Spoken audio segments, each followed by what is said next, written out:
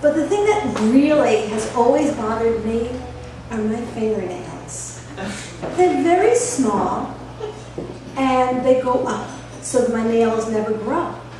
So as a little kid, everybody would be, oh, we're going to paint our nails. Let's paint our nails pink. Let's paint it bright red.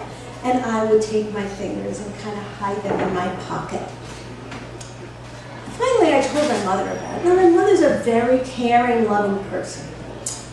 And she would look at my fingers and my nails and my hand, and she would say, but you have my mother's hand.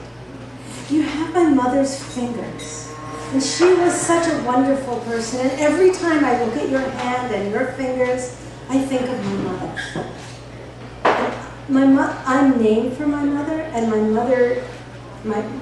named for my grandmother, and my mother was the oldest of 6 sisters, and the only one who was married when her parents had passed away. So my mother and father moved into my grandparents' house and all raised my 5 aunts. So, of course, I'm the only one who has these fingernails. And I had a picture on my bureau in my room, and I would study and examine that photo because I really wanted to see whether I could tell that my fingers looked like my mother's. What I didn't know about my grandmother's, what I did know about my mom was that she really didn't like to talk about my grandmother because it was so painful to her. So every time she would really talk about her, she would get very teary. So I kind of learned as a kid, you don't go there with her. But I continued to be really embarrassed about it through high school, through college, you know, the fad of different colored nail polish, and I'd always walk around with my fingers hidden in my pockets. I'd be teaching, I'd put my fingers in my pockets. And so I get married, Helen Jacobs, you know her, and eventually get pregnant and about to deliver a baby.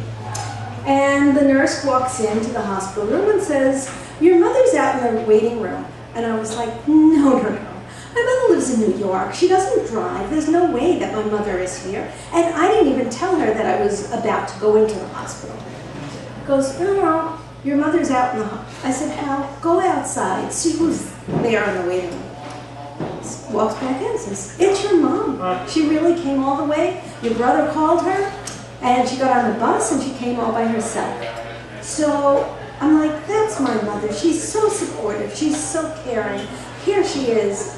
So, you know, the baby's born. They clean the little baby girl up, and you know, I'm holding her in my arms. And of course, the first thing I do, I check that she has 10 toes. I check that she has 10 fingers, and I check to see what her fingernails look like. In walks my mother, and she's like aghast. Her first grandchild. She's waited all these years, and I say, here she is, but Mom, she doesn't have my fingernails. Without missing a beat, my mother said, thank God.